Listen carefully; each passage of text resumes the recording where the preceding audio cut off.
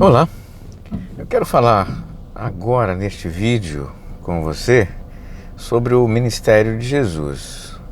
Especificamente, 3 marcas históricas do ministério de Jesus. E para falar do ministério de Jesus e suas marcas históricas, eu vou gravar esse vídeo aqui em trânsito. E você vai entender por quê. Porque a primeira marca histórica do ministério de Jesus é a itinerância.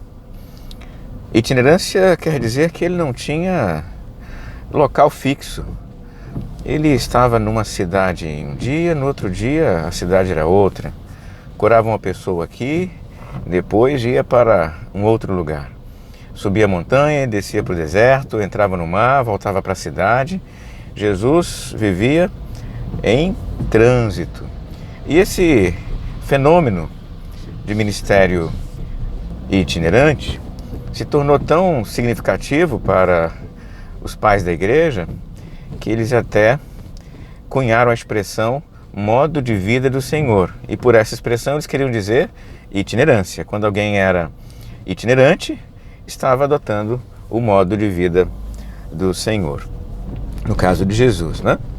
Então, itinerância é a primeira marca histórica do ministério de Jesus. Eu queria destacar outras 2 marcas. A segunda marca que quero destacar tem a ver com a forma como ele treinou seus discípulos.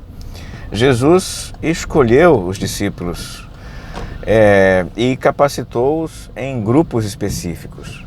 O grupo mais conhecido por nós é o grupo dos 12.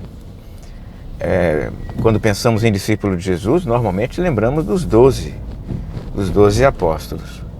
Mas os 12 não constituíram o único grupo de discípulos de Jesus. É possível pensar, por exemplo, no grupo dos 70. Jesus também separou os 70 discípulos, preparou-os e enviou-os para pregar e atuar como ele orientou.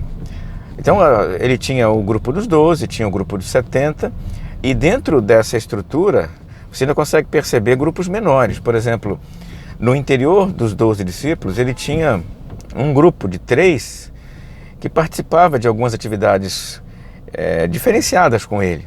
O Pedro, o Tiago e o João. Você encontra essas 3 figuras com Jesus lá no Monte da Transfiguração. Você encontra os 3 no barco com Jesus. Então são 3 figuras separadas dentro dos 12 para participar com Jesus de algumas experiências diferenciadas. E o Evangelho de João ainda menciona uma figura de maior intimidade com Jesus, que é o discípulo amado. Então você percebe aí que esse tipo de estratégia de ensino poderia ser denominado então de círculos concêntricos de discipulado. Círculos concêntricos por quê?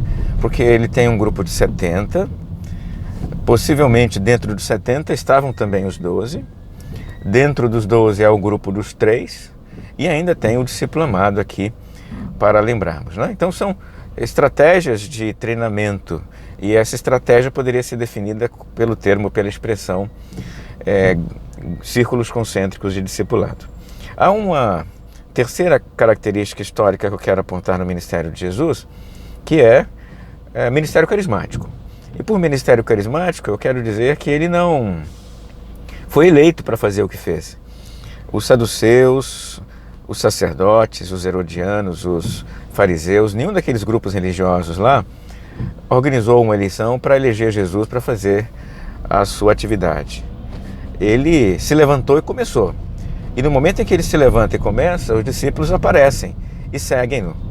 Esse tipo de estratégia de ministério não formal, não oficial, é chamado de ministério carismático. É carismático porque não foi eleito, não tem então o voto formal dos grupos oficiais daquela época, né? Então é o ministério carismático porque ele se levanta e começa a atuar sem indicação, sem eleição, e os discípulos aparecem. Quero destacar essas 3 marcas, evidentemente há muitas outras, o ministério de Jesus é muito complexo, E eu quero indicar essas 3 aqui agora para a gente pensar, mas numa outra oportunidade nós voltamos a conversar sobre isso. Por enquanto é só e até uma próxima.